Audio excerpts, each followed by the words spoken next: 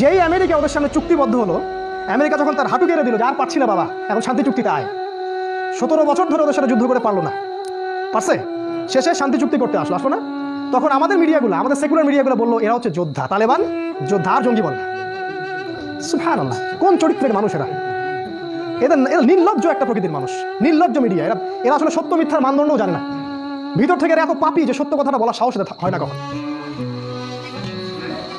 ইরাকের দিকে তাকায় দেখেন, ইরাককে ধ্বংস করেনি, সামনে ইরাকে আবার আক্রমণ করবে, কারণ ইরাকের ইউফ্রেটিস নদী থেকে সোনার একটা পাহাড় বের হবে, কিছু সোনার খনি বের হবে ইরাকের ইউফ্রেটিস নদীর তল থেকে, এবং এই সোনার খনিকে কেন্দ্র করে 80টা দেশ যুদ্ধে জড়ায় যাবে সামনে।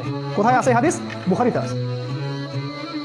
প্রত্যেক দেশ 12,000 করে সৈন্য পাঠাবে এবং প্রতি 100 জনের মধ্যে 99টা সৈন্য ওই যুদ্ধে মারা যাবে। আল্লাহ পাক ওদেরকে ওদের হাতেই ধ্বংস করবে। বুঝতে পারছি এই যুদ্ধটা হবে একটা পারমাণবিক যুদ্ধ, কারণ এমন কোনো যুদ্ধ এখন পর্যন্ত হয়নি যে যুদ্ধে 100 জনের মধ্যে 99% মানুষ মারা যায়। কখন হয়েছে? আর ঢাল তলোয়ার ডাকুরালের যুদ্ধটা হবে? কখনো হবে না। তার মানে এমন অস্ত্র ব্যবহার করতে হবে যেটা দিয়ে একটা বোমেই একটা দেশ শেষ। আর আমরা জানি এখন এই পারমাণবিক অস্ত্রগুলো কাদের হাতে আছে, জানি না? এবং যারা এই যুদ্ধে জড়াবে তারা কিন্তু সব কুফার। এই যুদ্ধে জড়াবে দেখবেন ইনশাআল্লাহ, আমরা বলে দিচ্ছি, আল্লাহ ভালো জানেন, প্রথমত আমেরিকা, তারপর ইসরায়েল, ব্রিটেন। ইসরায়েল পিছন থেকে কলকাঠি নাড়বে আর কি, তারপরে ফ্রান্স, তারপরে ব্রিটেন, তারপরে জার্মানি, এদিক থেকে এদের বিপক্ষে আসবে চায়না, আবার রাশিয়া, আবার অন্যান্য কান্ট্রিগুলো। 80টা দেশ। নবীজির হাদিস পড়লে মনে হয় যে আমাদের নবী আসলে কোন বিষয়টা বলতে বাকি রাখছিলেন।